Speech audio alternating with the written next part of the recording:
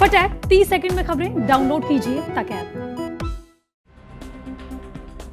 नमस्कार, सुबह की हेडलाइंस में स्वागत है आपका। कोरोना ने तोड़े फिर सारे रिकॉर्ड, एक दिन में 2 लाख से ज्यादा मामले। पीएम ने बुलाई बैठक। 74 साल बाद 2 बिछड़े भाई मिले। एस सोमनाथ संभालेंगे अब इसरो की कमान। ब्लाइंड डेट पर गई महिला लॉकडाउन में फंसी और अयोध्या पर बाजी लगा रहे हैं योगी आदित्यनाथ।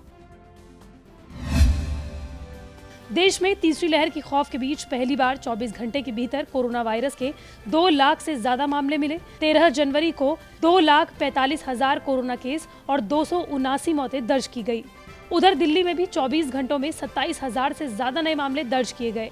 साथ ही एक दिन के भीतर 24 मरीजों की मौत की पुष्टि भी हुई है, यानी कि जनवरी के शुरुआती 12 दिनों में कोरोना से 133 संक्रमितों की मौत हो गई। साथ ही संक्रमण दर 26.22% के पास पहुंच गई, यानी कि 100 लोगों में 26 से 27 लोग कोरोना संक्रमित पाए जा रहे हैं। देश में कोरोना वायरस के बढ़ते मामले चिंता का विषय बने हुए हैं। महाराष्ट्र, दिल्ली समेत कई राज्यों में कोरोना वायरस के मामलों में जबरदस्त उछाल देखने को मिला है, जिसके लिए प्रधानमंत्री नरेंद्र मोदी ने 13 जनवरी को सभी राज्यों के मुख्यमंत्रियों से वीडियो कॉन्फ्रेंसिंग के जरिए एक बैठक बुलाई। प्रधानमंत्री नरेंद्र मोदी की मुख्यमंत्रियों के साथ ये बैठक 4:30 बजे होनी है। इस बैठक में कोरोना की स्थितियों पर पीएम मोदी सभी राज्यों के मुख्यमंत्रियों से चर्चा करेंगे। इससे पहले प्रधानमंत्री नरेंद्र मोदी ने कोरोना की स्थिति की समीक्षा के लिए अधिकारियों के साथ एक उच्च स्तरीय बैठक की थी। पीएम मोदी ने समीक्षा बैठक में ओमिक्रॉन वेरिएंट के चलते बढ़ रहे कोविड मामलों के मद्देनजर तैयारियों पर विशेष ध्यान दिए जाने के निर्देश दिए थे।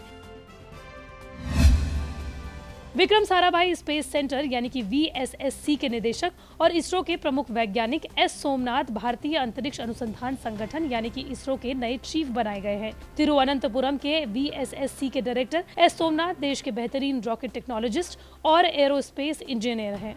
एस सोमनाथ ने इसरो के रॉकेट्स के विकास में काफी ज्यादा योगदान दिया है। सोमनाथ लॉन्च व्हीकल की डिजाइनिंग के मास्टर हैं। उन्होंने GSLV Mk3 लॉन्चर के विकास में महत्वपूर्ण भूमिका निभाई है और अपने करियर के शुरुआती चरणों के दौरान पोलर सैटेलाइट लॉन्च व्हीकल के एकीकरण के लिए एक टीम लीडर भी थे। अब वो इसरो के वरिष्ठ वैज्ञानिक और प्रमुख सिवन की जगह लेंगे। के सिवन का कार्यकाल इसी हफ्ते 14 जनवरी को खत्म हो रहा है। एस सोमनाथ ने केरल के एर्नाकुलम से महाराजा कॉलेज से प्री डिग्री प्रोग्राम पूरा करने के बाद केरल विश्वविद्यालय के TKM कॉलेज ऑफ इंजीनियरिंग से मैकेनिकल इंजीनियरिंग की है। इसके बाद उन्होंने IISc से एरोस्पेस इंजीनियरिंग में मास्टर्स की डिग्री हासिल की है। उन्हें रॉकेट डायनामिक्स और कंट्रोल पर विशेषज्ञता हासिल है। उन्होंने स्वदेशी क्रायोजेनिक चरणों के साथ GSLV के 3 सफल मिशनों और LPSC के साथ PSLV के 11 सफल मिशनों में भी महत्वपूर्ण भूमिका निभाई है। वो 1985 में विक्रम साराभाई अंतरिक्ष केंद्र में शामिल हुए थे।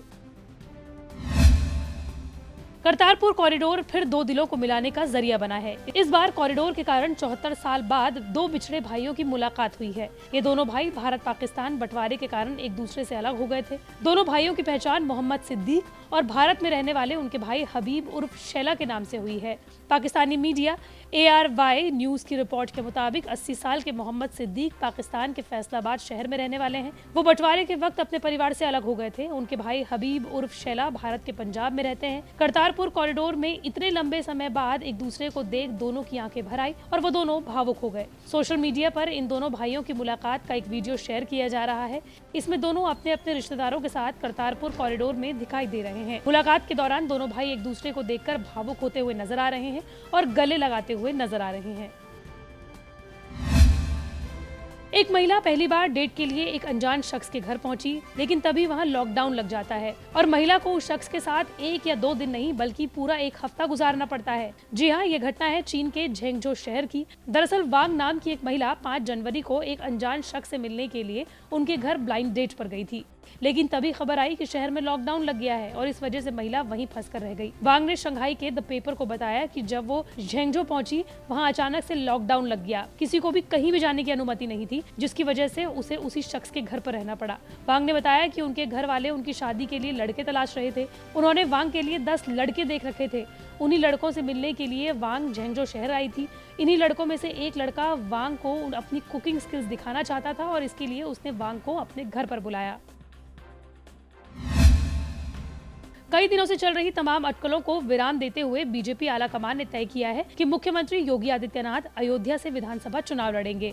बीजेपी ने इस चुनाव में निर्माणाधीन राम मंदिर और योगी के सहारे हिंदुत्व का रंग गाढ़ा कर प्रदेश भर में भगवा लहर चलाने की तैयारी कर ली है। विधानसभा चुनाव के प्रत्याशी तय करने के लिए बीजेपी प्रदेश और केंद्रीय नेतृत्व की बैठक 2 दिन से दिल्ली में चल रही है। पार्टी के रणनीतिकार कहे जाने वाले गृह मंत्री अमित शाह, राष्ट्रीय महामंत्री संगठन BL संतोष और प्रदेश चुनाव प्रभारी धर्मेंद्र प्रधान के साथ मुख्यमंत्री योगी आदित्यनाथ, प्रदेश अध्यक्ष स्वतंत्र देव, उप मुख्यमंत्री केशव प्रसाद मौर्य और प्रदेश महामंत्री संगठन सुनील बंसल ने एक सीट और दावेदारों के नाम पर चर्चा की। 3 चरणों में शामिल 170 सीटों पर चर्चा की गई, जबकि VIP नेताओं को चुनाव लड़ाने की रणनीति पर भी मंथन किया गया। नेतृत्व ने तय किया कि CM योगी आदित्यनाथ अयोध्या से चुनाव लड़ेंगे। इसके बाद ही दूसरे बड़े नेताओं की सीटों पर भी सहमति बन गई। संभावना है कि 13 जनवरी को प्रस्तावित केंद्रीय चुनाव समिति की बैठक में प्रधानमंत्री नरेंद्र मोदी की उपस्थिति में इस निर्णय पर अंतिम मोहर लगने के बाद योगी की सीट सहित बाकी प्रत्याशियों की घोषणा पार्टी की ओर से की जाएगी।